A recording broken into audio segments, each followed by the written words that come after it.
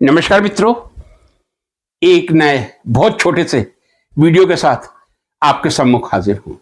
मित्रों, भारतीय संस्कृति में मेरा अटूट विश्वास है, लेकिन कई बार जब मैं देखता हूं कि सतयुग, त्रेता, द्वापर, कलयुग, तब मुझे भारतीय संस्कृति पर थोड़ा संदेह होने लगता है।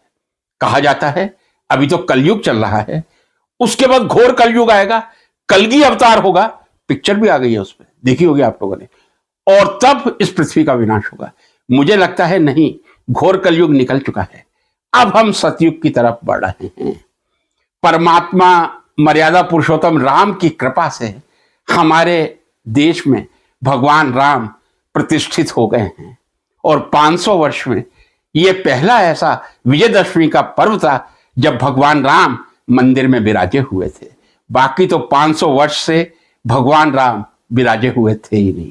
ऐसे सतयुग में हमारे जब नेता इस तरह के सतयुगी कर्म करते हैं, प्रेरणादायक कर्म करते हैं, श्रद्धा का अपार सागर उनकी तरफ उमड़ पड़ता है, मेरा भी उमड़ता है।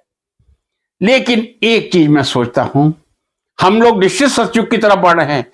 यदि हम कलयुग की तरफ नहीं बढ़ रहे होते तो भगवान राम का मंदिर नहीं बनता, और 500 सालों में पहली बार भगवान राम मंदिर में विराजमान नहीं होते।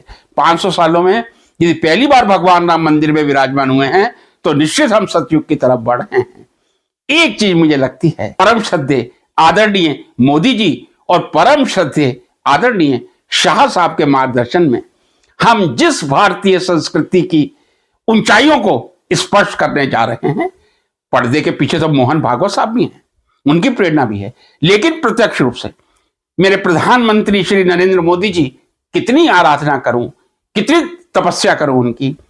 आदरणीय शाह साहब, लगता कई बार ऐसा है जब मैं योगी जी के प्रवचन सुनता हूं, योगी जी की सुंदर बातें सुनता हूं, लगता है इस देश में क्यों ना एक ऐसा शासन है जिसमें प्रधानमंत्री नरेंद्र मोदी जी रहें, गृह मंत्री अमित शाह ही रहें।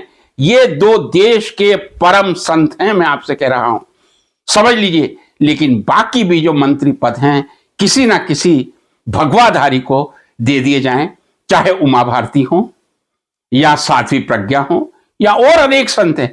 वैसे तो राम रहीम जी ने भी जेल की सजा काट ली है, पैरोल पे आते रहते हैं, क्यों ना उनको भी मंत्री बना दिया जाए। बापू आसाराम यदि वो मंत्री बन गए और उन्होंने सद्बुद्धि से जितनी भी उनकी जमीन है पूरे भारत में, मैं समझता हूं देश की आधी गरीबी को खत्म कर देगी।